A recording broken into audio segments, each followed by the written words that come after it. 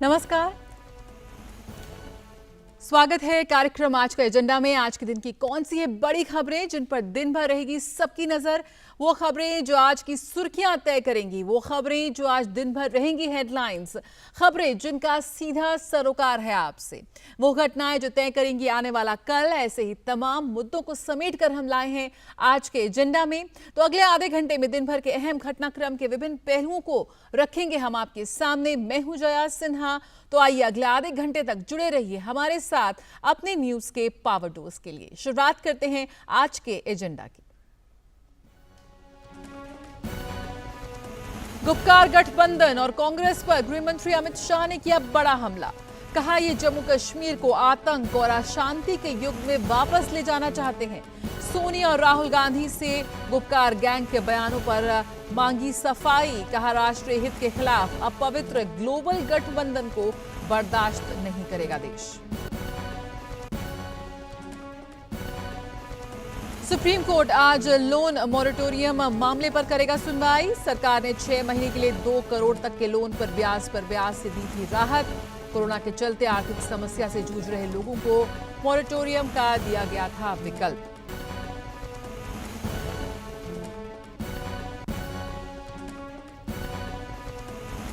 कोविड-19 की वैक्सीन के जनवरी तक आने की संभावना। रिकवरी दर बढ़कर हुई 93.52%।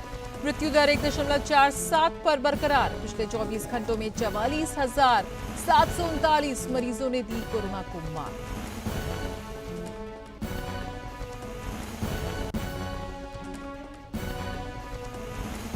दिल्ली विश्वविद्यालय का नया शैक्षणिक सत्र आज से। छात्रों के लिए कॉलेजों में फिर से शुरू होगी ऑनलाइन क्लासेस।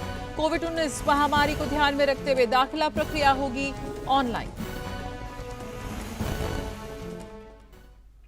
और सबसे पहले एजेंडे की बात करें तो बात करेंगे गुपकार समझौते की। जम्मू कश्मीर में हाल ही में बने राजनीतिक मोर्चे गुपकार गठबंधन पर गृह मंत्री अमित शाह जमकर बरसे हैं।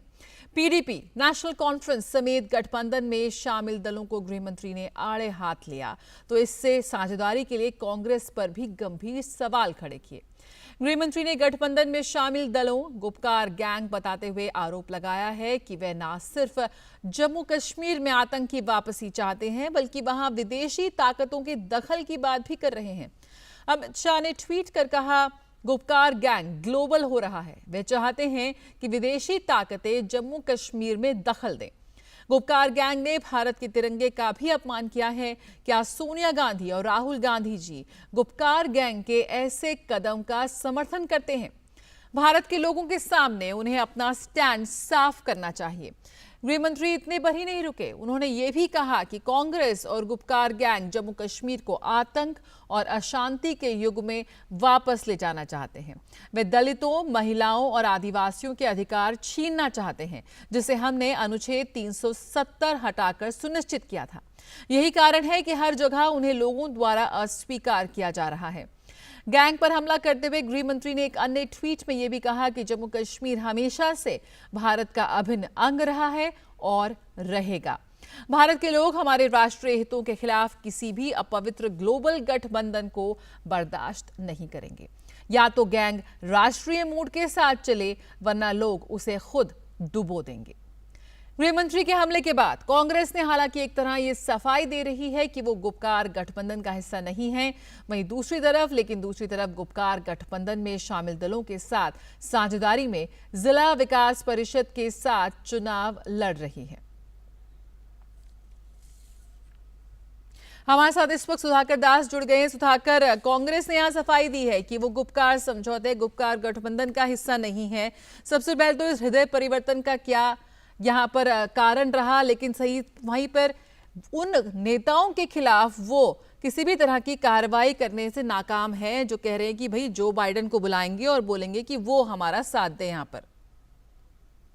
जी बिल्कुल, देखिए कांग्रेस इस पूरे मसले को लेकर अब भी जो है एक तरह से कह सकते हैं पूरी तरह से अपनी स्थिति ही स्पष्ट नहीं कर पाई है।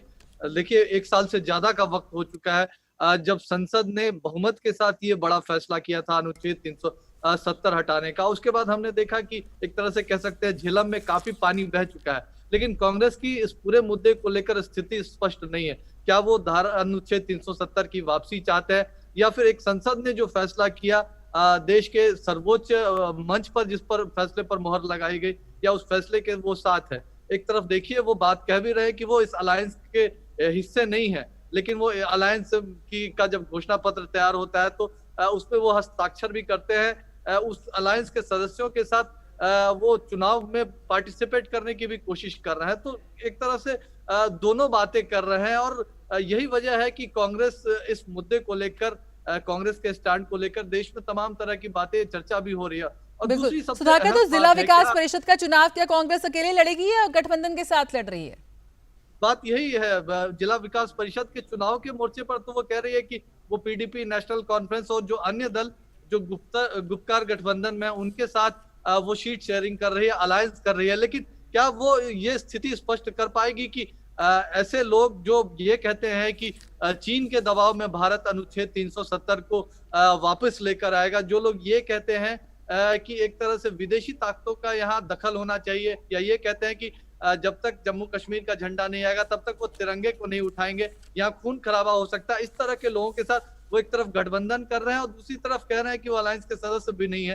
तो ये दोहरी बातें एक तरह से मुझे तो कम से कम समझ में नहीं आती, और निश्चित तौर पर इस पूरे मसले को लेकर कांग्रेस उहापोह की स्थिति में, और यही वजह है कि गृह मंत्री ने करारा प्रहार किया है और सीधे तौर पर कहा कि कांग्रेस पूरे मसले को लेकर स्थिति स्पष्ट करे, क्या वो गुप्तकार गैंग के साथ है, उनके इस तरह के बयानों का समर्थन करते हैं, क्या स्थिति है उनका क्या स्टैंड है, वो पूरी तरह से साफ करें।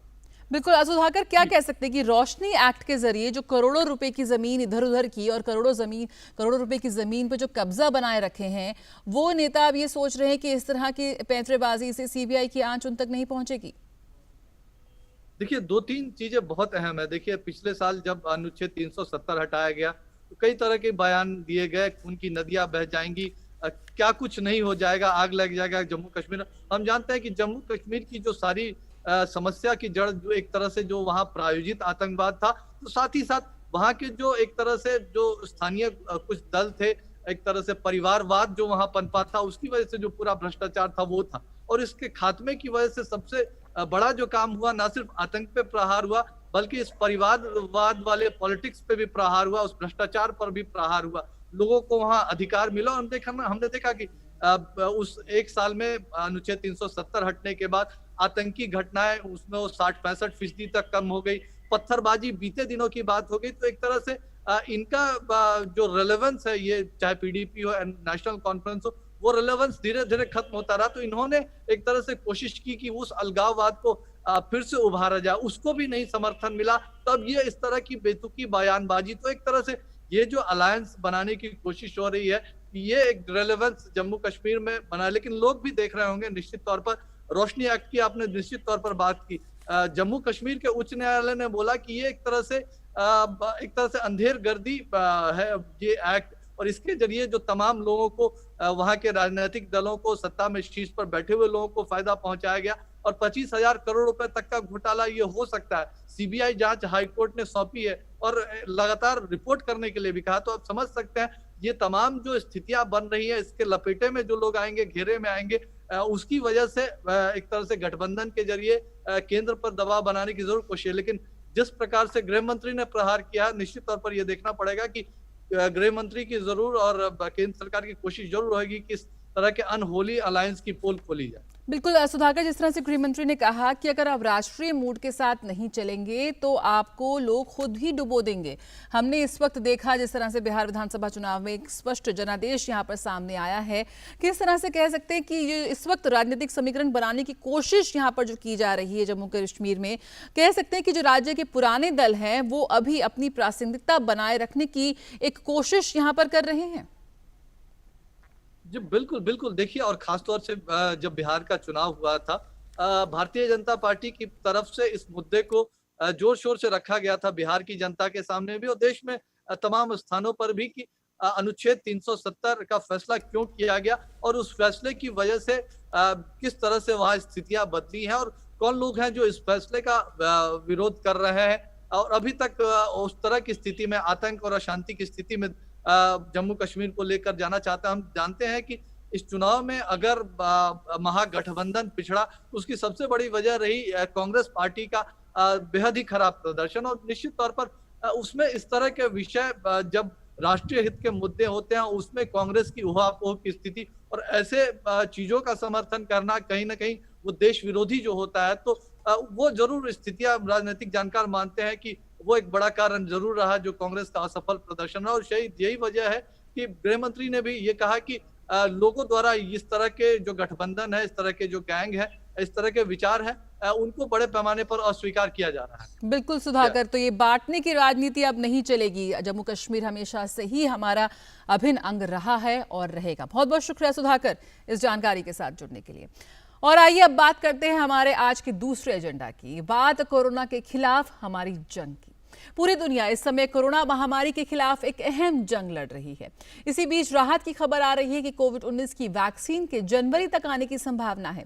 वैक्सीन पर बनी कमेटी के प्रमुख और नीति आयोग के सदस्य डॉक्टर वीके पॉल ने कहा कि ऑक्सफोर्ड की वैक्सीन का ब्रिटेन में भी अंतिम परीक्षण चल रहा है, जिस पर केंद्र सरकार करीब से नजर रखे हुए है।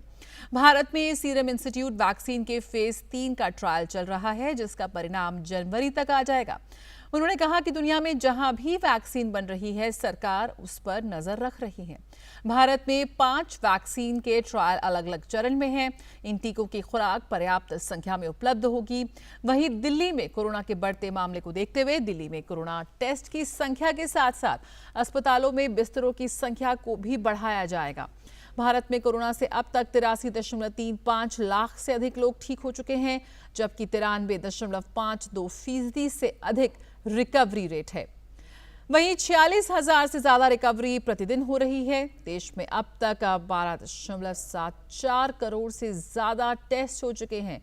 प्रति मिलियन 211 केस भारत में आ रहे हैं, जो दुनिया के दूसरे देशों के मुकाबले काफी कम है। भारत में प्रति मिलियन 3 मौत हो रही हैं, जबकि दूसरे देशों में यह आंकड़ा काफी ज्यादा है। रूस ब्रिटेन से भारत टेस्ट के मामले में आगे है। भारत ने अपने टेस्ट करने की क्षमता बढ़ाई है।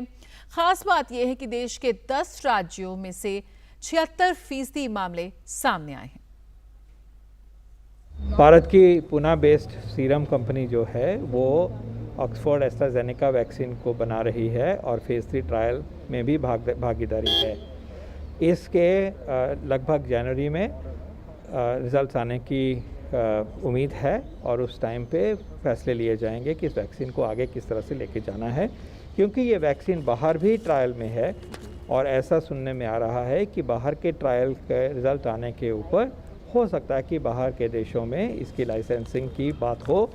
अगर ऐसे होता है तो उसके बेस के ऊपर जो भी रेगुलेटरी सिस्टम में कंफर्ट जोन में साइंटिफिक डिसीजन लेने चाहिए वो लिए जाएंगे। तो बाकी जो दूसरे जो वैक्सीन वगैरह उस पर बात चल रही है, हमारी सब वैक्सीन मैन्युफैक्चरर्स जो दुनिया के हैं, भारत के हैं, उन सब से हम एक्टिवली बातचीत में भी हैं, उनको ट्रैक भी कर रहे हैं। जहाँ जहाँ भी हमें उम्मीद है कि वैक्सीन अवेलेबिलिटी भारत के लिए संभव होगी, उन सब कंपनीज़ के साथ में अपने तरीके से हम टच में हैं और पूरी तरह से कोशिश में भी हैं और पूरी तरह से आगे इस बात को बढ़ाएंगे। बिल्कुल, और जानकारी के साथ हमारे साथ जुड़ गए हमारे संवाददाता नितेंद्र सिंह। नितेंद्र, हम कह सकते हैं कि पिछले कई महीनों से जो कोरोना के खिलाफ लड़ाई चल रही थी वो अब अंतिम पड़ाव के बेहद नजदीक आ चुकी है और उम्मीद कर सकते हैं कि आने वाले दिनों में हमें एक से ज्यादा कोरोना वायरस का टीका उपलब्ध हो सकता है। जी बिल्कुल जया, एक बहुत अच्छी खबर है कि जो दुनिया भर में जितने भी वैक्सीन बन रहे हैं वो अपने आखिरी चरण में हैं और भारत में भी 3 वैक्सीन बन रहे हैं। इसके अलावा 2 और भी वैक्सीन को जो कंपनी है वो ऐड किया गया है, उनको भी मंजूरी मिली हुई है। लेकिन जो 2 कंपनी है जिसके फेज 3 ट्रायल चल रहा है तो वो एडवांस स्टेज में है, जिसमें सीरम की बात हो रही है जो ऑक्सफोर्ड की वैक्सीन है, दूसरा भारत बायोटेक की वैक्सीन है और जो सीरम वाला जो ऑक्सफोर्ड वाला वैक्सीन है वो जनवरी तक उसके रिपोर्ट आ जाएंगे, रिजल्ट फाइनल आ जाएंगे। और ब्रिटेन में चूंकि दिसंबर में ही उसका फाइनल रिपोर्ट आ रहा है तो वहां पर भी किस तरह के इसके रिजल्ट आ रहे हैं उस पर नजर सरकार की है और सरकार अगर देखती है कि वहां पर सब कुछ ठीक ठाक रहा तो यहाँ रेगुलेटरी में क्या कुछ करने की जरूरत है। तो ये मान के चलते हैं हम लोग कि जनवरी में निश्चित तौर पे वैक्सीन आ जाएगा। और जैसे कि अमेरिका में बहुत 2-3 कंपनी काफी एडवांस स्टेज में है तो उन पे भी नजर रखी जा रही है कि वो अगर पहले बनाते हैं तो उसको कैसे भारत में लाया जाए। तो ये तमाम मसलों पे सरकार ने एक तरह से रणनीति बना ली है, सभी राज्यों से लिस्ट मंगा ली गई है, प्रायोरिटी के आधार पर किसको किसको वैक्सीन दिया जाएगा। केंद्र सरकार के पास वो लिस्ट आ चुका है और उसके अलावा जो कोल्ड चेन किस तरीके से उसको मेंटेन किया जाएगा, इस पे भी काम हो चुका है और सभी राज्यों से मुकम्मल व्यवस्था करने के लिए बोल दिया गया। कमेटी बना दी गई है राज्यों में, चीफ सेक्रेटरी और डीएम के नेतृत्व में 3 स्तरीय एक तरह से कमेटी बनाई गई है, जहां पे पूरी तरीके से मॉनिटरिंग की जा रही है। इसके अलावा जो सबसे अहम बात यह है जया कि वैक्सीन एक टूल है, जैसे कि मास्क हम पहनते हैं, मास्क से बचाव होता है, उसी तरीके से वैक्सीन भी एक टूल है। तो पूरी तरीके से गेम चेंजर तो इसको नहीं कह सकते हैं वैक्सीन को लेकर के, लेकिन हाँ ये जरूरी है कि आप और हम मास्क जरूर पहने, सोशल डिस्टेंसिंग का पालन करें और जो हैंड हाइजीन है उसको भी पालन करने की जरूरत है, क्योंकि वैज्ञानिकों ने कहा है कि वैक्सीन जो है वो सिर्फ 60% ही इफेक्टिव होगा और उसके लिए जितने भी कोविड से रिलेटेड व्यवहार है, खासतौर पे मास्क लगाना, इसको पालन करना जरूरी है। बिल्कुल, तो एक बड़ी खबर यहाँ पर लगातार एक बड़ी राहत की खबर यहाँ पर आ रही है, जहाँ पर अगले वर्ष तक जनवरी तक हम कह सकते हैं कि मार्केट में एक से ज़्यादा कोरोना वायरस का टीका उपलब्ध हो सकता है। एक से ज़्यादा कंपनियों के जो कोरोना वैक्सीन है वो भी आ सकते हैं। बहुत संक्षिप्त में नितेंद्र आपसे ये जानना चाहेंगे कि इस वक्त जो हमारी रणनीति चल रही है, ट्रेस ट्रैक ट्रेस की रणनीति, उसको लेकर किस तरह से काम हो रहा है। कई राज्य जहाँ पर बहुत ज़्यादा केसेस आ रहे हैं, वहाँ पर किस तरह कोशिश की जा रही है कि केसेस को कम किया जाए और जो अफेक्टेड लोग हैं उन्हें बेहतर उपचार दिया जाए, हॉस्पिटल्स में भी जगह हो, सब हो। देखिए, जो सबसे बड़ी चिंता अभी है कि दिल्ली में केसेस बढ़ रहे हैं और ये एक चिंता का विषय बना हुआ है, क्योंकि लगातार अगर हम देखें पिछले एक हफ्ते से तो 7 से 8 हजार का केस पर डे आ रहा है। इसके अलावा 100 के आसपास डेथ प्रतिदिन हो रहा है। तो ये कंसर्न है। केंद्रीय गृह मंत्री ने भी इस पे बैठक की है और इसमें 3-4 बड़े फैसले लिए गए हैं। पहला ये कि टेस्टिंग कैपेसिटी को बढ़ाया जाएगा, यानी दिल्ली में 1 लाख हर दिन टेस्ट किया जाएगा। दूसरा ये है कि जिनको भी कोई लक्षण दिखे वो अपना टेस्ट कराएं। जैसे हम मास्क पहनते हैं उसी तरीके से एक कोविड बिहेवियर ये माना गया है कि आपको जहां भी लक्षण दिखे वो टेस्ट कराना है। तीसरा ये है कि सरकार ने 10 मोबाइल वैन टेस्टिंग के लिए उतार रही है, जहां पर रैंडम टेस्ट कहीं भी लगा करके किया जाएगा। भीड़ भाड़ वाले जगह में जाने से बचने की बात बोली गई है। इसके अलावा जो आईसीयू बेड है वो उसको 3500 से 6000 बढ़ा करके किया जा रहा है। उसके बाद अस्पतालों में एक कमेटी, 10 सदस्यीय कमेटी बनाई गई है, जो दिल्ली के जितने बड़े अस्पताल हैं वहां घूम घूम करके 1 से 2 दिन में कल शाम तक वो रिपोर्ट दे देगी कि कितने बेड अवेलेबल है और क्या कुछ रणनीति बनाने की आगे बिल्कुल, जरूरत है। तो रैंडम टेस्ट यहाँ पर किए जाएंगे, साथ ही जो आईसीयू बेड्स है उनको भी बढ़ाया जाएगा। काफी आक्रामक रणनीति यहाँ पर सरकार की ओर से उठाई जा रही है केसेस को कम करने के लिए। बहुत बहुत शुक्रिया नितेंद्र इस जानकारी के साथ जुड़ने के लिए। तो कोविड के खिलाफ हमारी जंग जारी है और भी ज्यादा तेज हो रही है। बात करेंगे हमारे अगले एजेंडा की। जी हाँ, लोन मोरेटोरियम अवधि के दौरान ब्याज पर ब्याज को माफ किए जाने की मांग को लेकर दायर याचिका पर सुप्रीम कोर्ट आज सुनवाई जारी रखेगा। पिछली सुनवाई में याचिकाकर्ता ने छोटे ऋण धारकों को राहत देने के लिए सरकार और आरबीआई को धन्यवाद दिया था। सरकार ने सुप्रीम कोर्ट में मामला लंबित रहने के दौरान ही 2 करोड़ रुपए तक के सभी कर्जों के मामलों में ब्याज पर ब्याज नहीं लेने का फैसला किया था।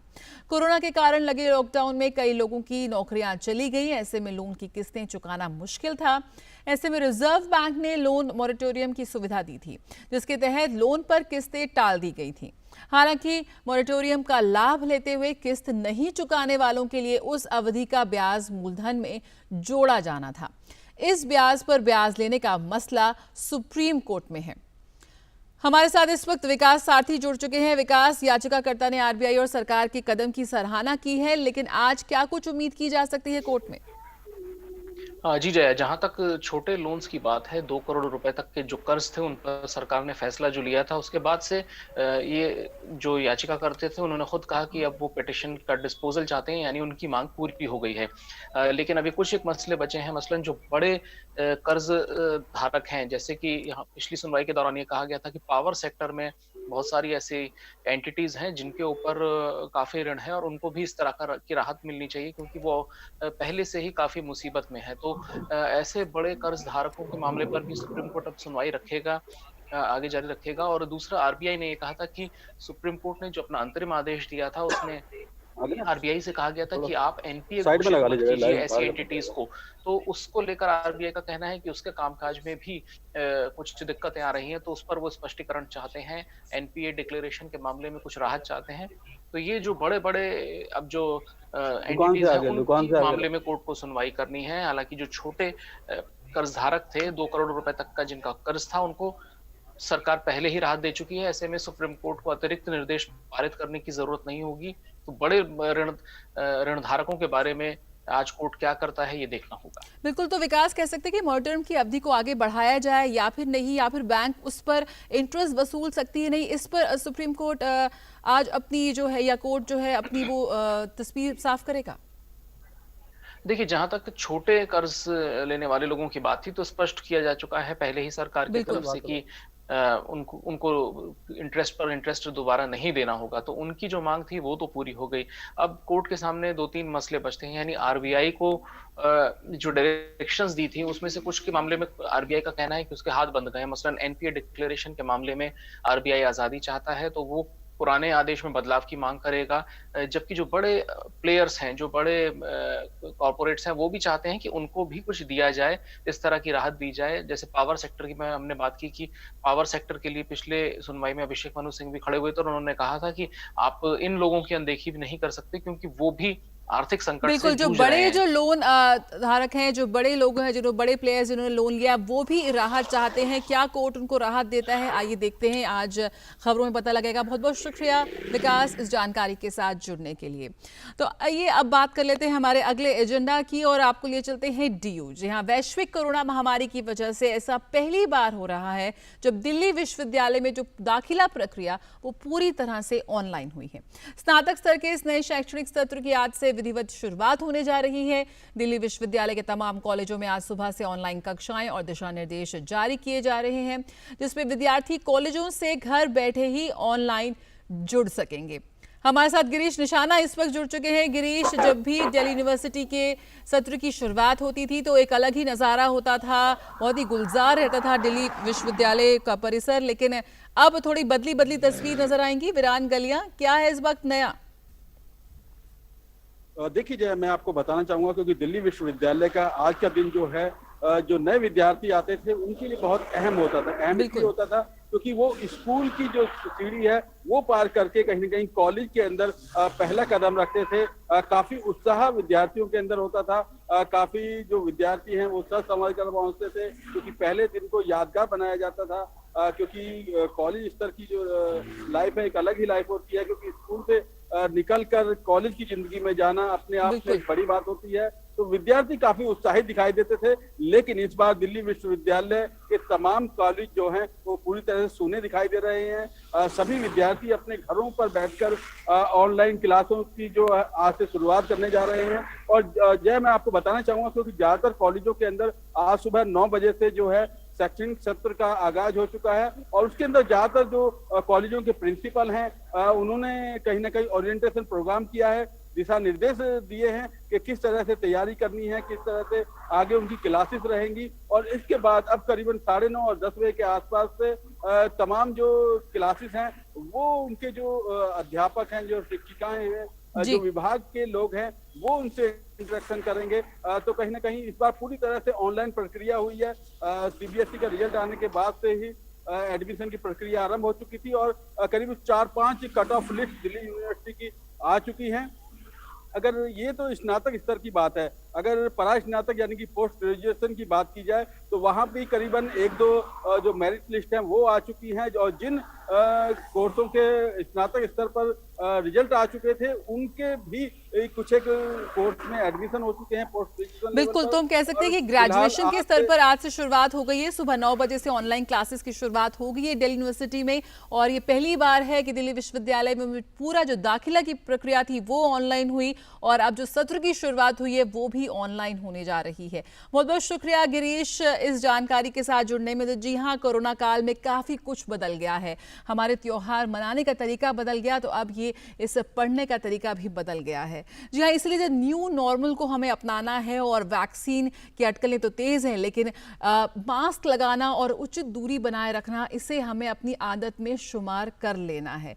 जी हाँ, इसलिए जब भी आप अपने घर से बाहर निकलें, अपने मुंह और नाक को ढक कर रखें और 6 फीट की दूरी बनाए रखें। डीडी न्यूज़ की एक विशेष मुहिम इस वक्त जारी है, मास्क अप इंडिया। आप इससे ज़रूर जुड़ें, अपने वीडियोस शेयर करें सोशल मीडिया पे हमारे साथ और लगातार कोरोना के खिलाफ इस जंग को जारी रखें। फिलहाल आज के एजेंडा में इतना ही। मुझे दीजिए इजाज़त। नमस्कार।